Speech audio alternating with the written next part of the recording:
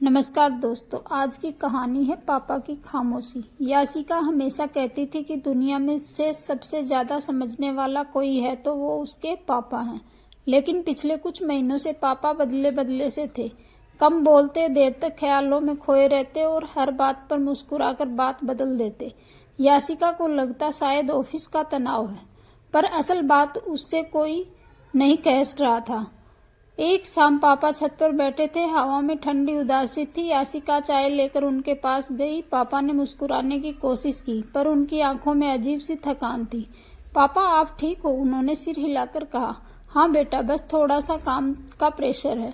लेकिन यासिकी पहली बार पापा के इस झूठ को पहचान गई, क्योंकि उसे पता था पापा दर्द होठों पर नहीं, आंखों में बताते हैं। अगले दिन रात में यासिकी को नीचे से आवाज आई। वह धीरे से उतरी और देखा पापा मेज पर कुछ कागज फैलाकर बैठे थे। हाथ कांप रहे थे, आंखें लाल थी, जैसे रोकर सूख गई हों। उसने धीरे से पूछा, पापा ये क्या है? पापा ने कागज तुरंत छिपा लिए। कुछ नहीं, सो जाओ, देर हो गई है। लेकिन यह कुछ नहीं बहुत बड़ा कुछ था। यासिकी की रात करवटों में बीती। एक दिन यासिकी की माँ अस्पताल से लौटी तो चिंतित थी।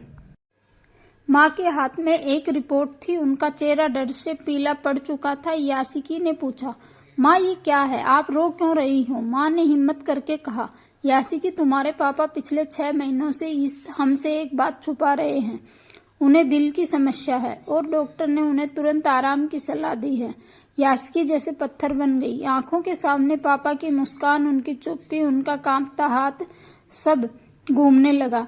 लेकिन पापा ने बताया क्यों नहीं? माँ की आंखें नम थी, क्योंकि उन्हें लगता था कि तुम अपनी पढ़ाई छोड़ दोगी और मैं डर जाऊंगी। वो हम पर बोझ नहीं डालना चाहते थे। वो हमेशा की तरह बस सब कुछ अकेले सह रहे थे। पापा मंदिर के बाहर चुपचाप बैठे थे। यासिकी पहुंची तो पापा ने मुस्कुराया। तू यहाँ कैसे? यासिकी फूट पड़ी। पापा, आप हमसे इतना बड़ा सच कैसे छुपा सकते हो? आप दर्द में थे और हम सब आराम से जी रहे थे।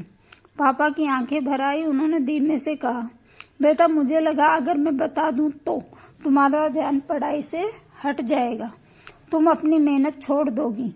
मैं बस चाहता था कि तुम आगे बढ़ो, मेरी तरह मुश्किलों में न उलझो। यासिकी ने पापा के हाथ पकड़ लिए। पापा, आप मेरी ताकत हो। अगर आप ही टूट जाओगे तो मैं किसके सहारे खड़ी रहूंगी? आप मेरे साथ बात शेयर करोगे तभी मैं मजबूत बनूंगी। आप मेरी दुनिया हो। पढ़ाई तो बाद में भी हो जाएगी। उस दिन पहली बार पापा ने अपनी सारी दिक्कतें खुलकर बताई। डॉक्टर के डर, नौकरी का तनाव, घर की जिम्मेदारियां। यासिकी, माँ और अमन ने मिलकर फैसला किया, अब पापा किसी भी दर्द में अकेले नहीं रहेंगे। यासिकी ने अपनी पढ़ाई और घर की जिम्मेदारियां संतुलित की। माँ ने पापा की दवाइयाँ और रूटीन संभाला। अमन ने रोज पापा को शाम की सैर पर ले जाना शुरू किया। धीरे धीरे पापा की तबीयत भी सुधरने लगी और उनकी पुरानी हंसी फिर से घर में गूंजने लगी। एक दिन पापा ने यासिकी से कहा, बेटा मैंने सोचा था परिवार पर बोझ नहीं बनूंगा, पर तुमने सिखा दिया कि परिवार बोझ नहीं, वो सहारा है जिसके बिना कोई इंसान पूरा नहीं होता। यासिकी ने मुस्कुराकर कहा, पापा आपने हमेशा हमें संभाला, अब हमारी बारी थी आपको पकड़कर रखने की। और उस दिन यासिकी ने अपनी डायरी में लिखा, पापा नाराज नहीं होते, बस खामोश हो जाते हैं और उनकी खामोशी सबसे बड़ा सिग्नल होती है कि उन्हें हमारी जरूरत है। धन्यवाद।